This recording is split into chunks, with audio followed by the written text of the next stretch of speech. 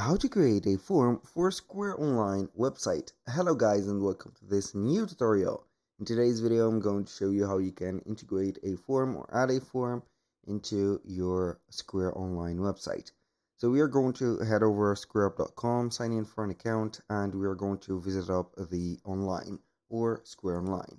Once we have did that, we are going to click on Online Store, and then we are going to wait for the website dashboard to load up.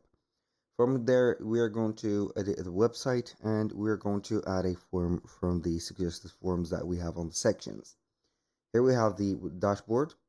Click on Edit Site and we are going to be here on this specific space.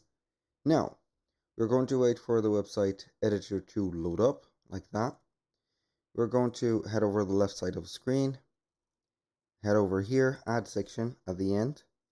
Scroll down and you are going to be on the last one, which is going to be named the category of communicate. We have forms, extend it, and you're going to see that we have two types of forms. We have the, let's say here, the vertical one, we have the divided one.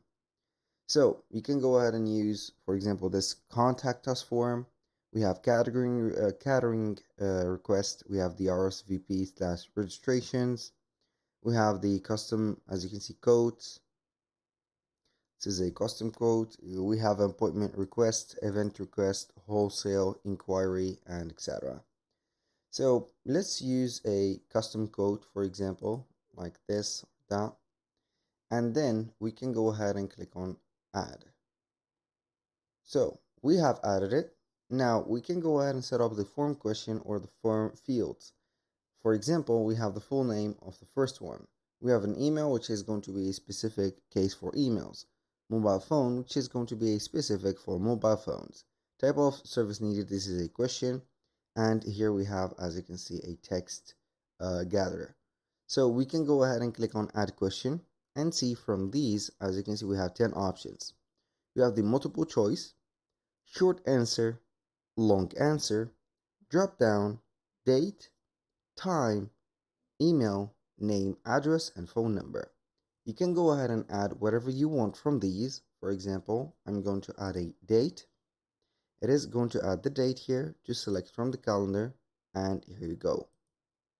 So when you finish setting up the form fields, you can customize the layout and colors, for example, for the page, or let it as default. Select the background, as you can see, and you can have some as you can see, the section title, the section description, the buttons, you can control the button, and etc. When you finish, you are going to only to publish the modification that you have did. That was all for today's video. Thank you guys for watching. I hope that you have enjoyed the content, and I hope to see you soon on the next one.